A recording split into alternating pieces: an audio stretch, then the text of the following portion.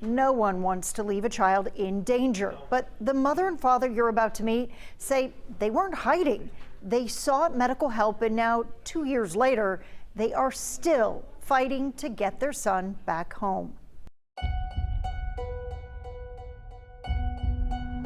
As the sun went down in Calhoun, the courthouse sat quiet.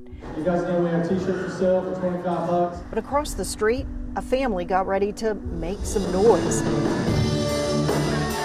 First, with a fundraiser to help pay for their upcoming legal fight. This is Brady and Carrie Timms with their newborn son, Jameson. Second, with a social media campaign to tell their story. Our ultimate goal is to make sure all the state officials are aware of what's going on, from the governor on down to the General Assembly. So we're going to do the 50-50 raffle. Ryan Rolston leads You Are the Power in Georgia.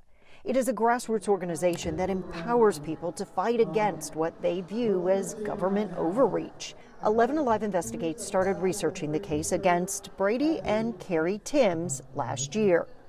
They have declined to talk on camera for fear their words will be used against them. They are facing charges for aggravated battery and cruelty to children, and not just any child, their newborn son. There are parents, there are guardians who abuse their children.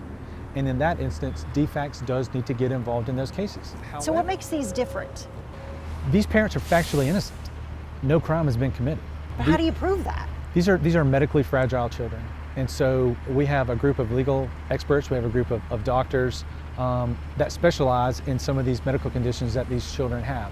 It's unfortunate right now that juvenile court judges and DFACS ignore those medical opinions. The parents say their child was only 6 weeks old when they started noticing discoloration on his skin. Their pediatrician eventually recommended they visit Children's Healthcare in Atlanta. The boy's grandmother remembers when the child abuse pediatrician found 3 fractured ribs. If they would have had abused him, do you think they would willingly drive him down there? No, because they had no clue what they were getting ready to face. It would take months before the court would allow the family to do independent testing to dispute the claims of abuse.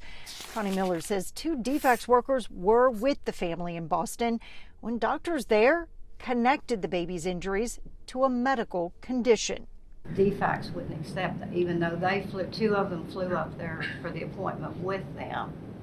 So even if you get a diagnosis, people don't believe it. The Timms have spent more than $50,000 trying to reunite their family.